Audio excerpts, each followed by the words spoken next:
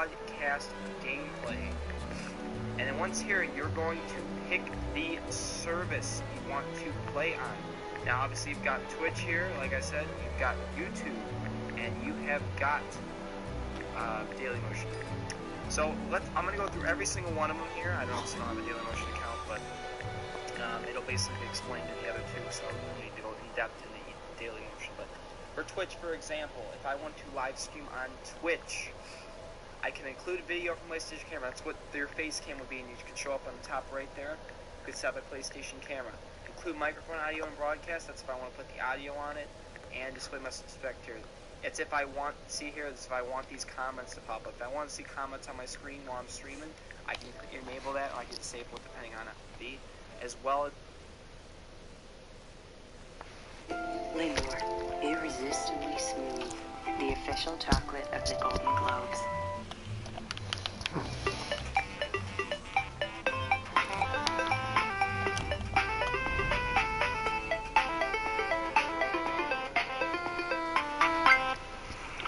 Hello everyone, we are back once again with NXN, giving you some tips and tricks when it comes to the world of streaming. Most importantly, how to stream in full screen. I will get to that very, very early on in the video, but please stick with it because there's some tips for the audio side later on. This video is being done primarily for those doing the Rise of Hope charity stream, but obviously it's useful to any new streamer or anybody new to streaming directly from the PlayStation. So you hold your share button and you get this, sharing and broadcast settings. Go to broadcast settings. Why am I so hot? Oh. Now this is pretty much your default layout. Obviously if you've streamed, you're very, very familiar with this layout. Comments on the right, comment down the bottom there of a message to spectators. Now here is how you turn it off. Before I show you how to turn it off though, however, very, very quick heads up. If you are going to stream it in full screen, get the app of where you're streaming to. Get the Twitch app, get the YouTube app, and tune into your own channel on the app. The reason being is that the chat bar on the left and the chat bar on the PlayStation app has a character limit. So if you go on your actual apps, you can pause the video so that you're not hogging the bandwidth or anything like that, and you can just keep an eye on the chat that way. Obviously, if you can get like a big tablet, then that works even better. Just have it to the side. But here's how you do it. You go into your broadcast settings, you go to advanced, and you just go display message to spectators. Untick that box. That's it. And you will get a nice full screen. Now after this we're going to be going to the camera video settings. Obviously if you don't use a camera, I would still recommend sticking around because there is some audio tips later on for those wanting to stream and involve their buddies in the chat. So you go into the camera settings and you'll read this. A lovely little guide. In the top right, in the top left even, you have the position of where you want to put it. For the top right. I would also recommend dropping the transparency a bit so you can see your light levels and things like that. But yeah, you go to there, and that's what it'll look like. Wonderful. Full screen. Happy days. You can also do various different settings. Obviously you can have it in different sizes. You can have it in widescreen. I'm not quite sure why, but yeah, that option's there. Just doesn't suit me. You've got a large one if you're overly vain and want to be taking up roughly a fifth of the screen. But the options are yours to do it, and from there you can have background effects, you can have circular cutout, which will give you, obviously, a circle around you, which is rather handy. Yeah. And again, minimizes, and again, for those doing the charity stream, you'll be able to see your light if you do it that way. The auto cutout basically tries to sort of artificially recreate the effect of a green screen, but it doesn't quite work. If you're moving around to one of those agitated gamers, it'll buffer in and out and you'll lose yourself and you'll end up getting distracted by it. If it's something static, you are a lot less likely to get distracted. Human eyes are actually attracted to moving things, which is why we game. But yeah, there's a couple of examples. You can change the depth, the edges. You can also change the transparency as well, which is really, really handy, because if you drop that one right down, you know, you're barely on screen. Look at that, sort of faded, almost like a ghostly image. It kind of reminds me of like Metal Gear Solid 1, but oh my god, hackers!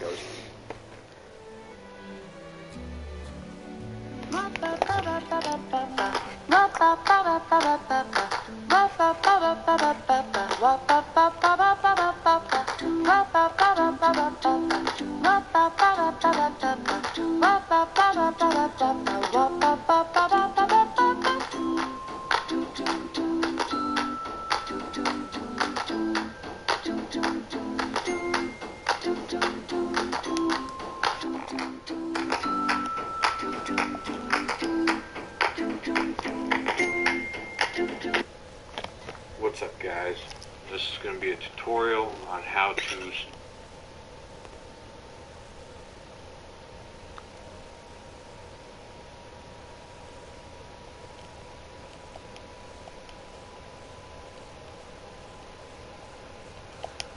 stream with the webcam on PlayStation 4.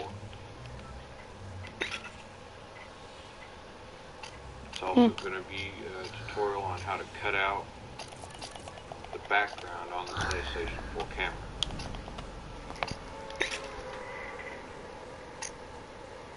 In the broadcast settings, Make you sure you want to go check to it advanced setting. You want to include your PlayStation camera in broadcast. And go in camera video settings.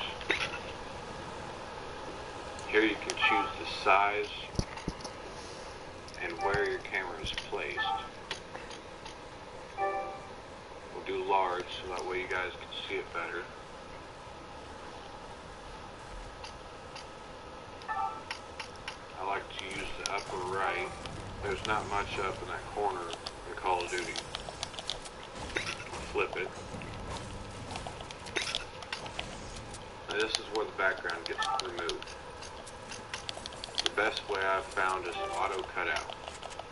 PlayStation camera will see your face and it'll be able to cut it out. No matter where it is. Increase the depth to show more if it's covering up your face a little bit. You can bring it down if you want to cover more of the background.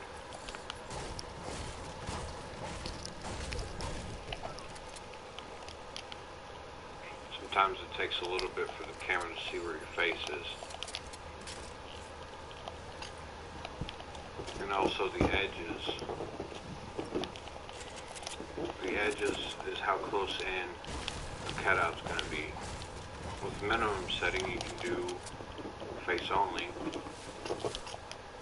on the depth and maximum on the edges.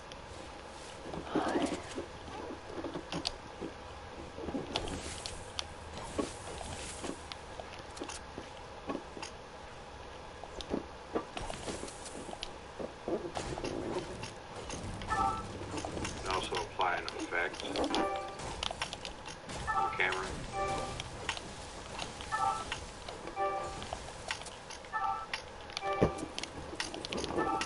The last thing you'll want to do is adjust your brightness. People can't see you very well. Then you'll want to bring up your brightness a little bit so they can. Contrast, I like to have that maxed out. Raising the transparency helps to be able to see through the camera in case you have something up at the top right that you need to see. It also allows the viewers to see the background. The next thing you want to do is go into audio sharing settings. You can select to have your microphone in your video clips. Microphone audio and broadcast. And you can also share your party's audio if you choose to.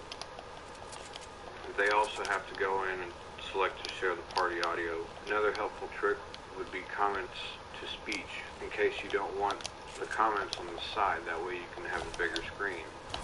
Take that off and set up the comments to speech. Normal. Normal. That allows everybody watching the video to hear the comments also.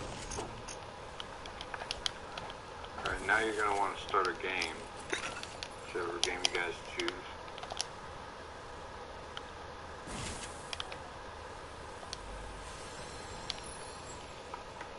Once the game's started, hit the share button. Select broadcast gameplay. I choose YouTube. That's my most used account. Here you can select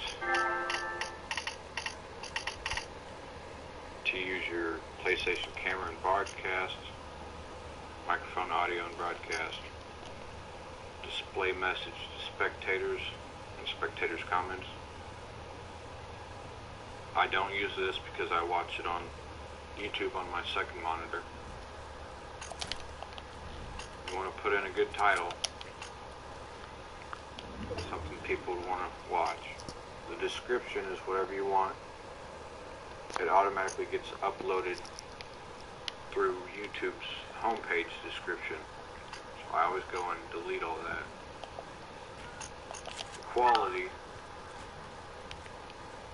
The quality depends on how fast your upload speed is. Mine is 25 megabytes per second. So I upload on the highest quality. When you do 60 frames per second, gameplay recording stops. So it doesn't save anything to the PlayStation. To get that to work again, you can change it to... What's going on, guys? I'm your boy J Ross, and today we are going to be reviewing the new PS4 camera version 2. As you guys know, the old camera didn't have a lot of movement or flexibility, and it was really hard to set up. So PlayStation 4 came up with new product right here. It's called the PlayStation 4 version 2 camera. It is way smaller than the first camera. If you guys can see right here next to my hand, it is really small. The only thing they fixed, if I'm not wrong, was the actual focus of the camera, because the old camera wasn't really focusing at all, and it was really frustrating. This camera, if you guys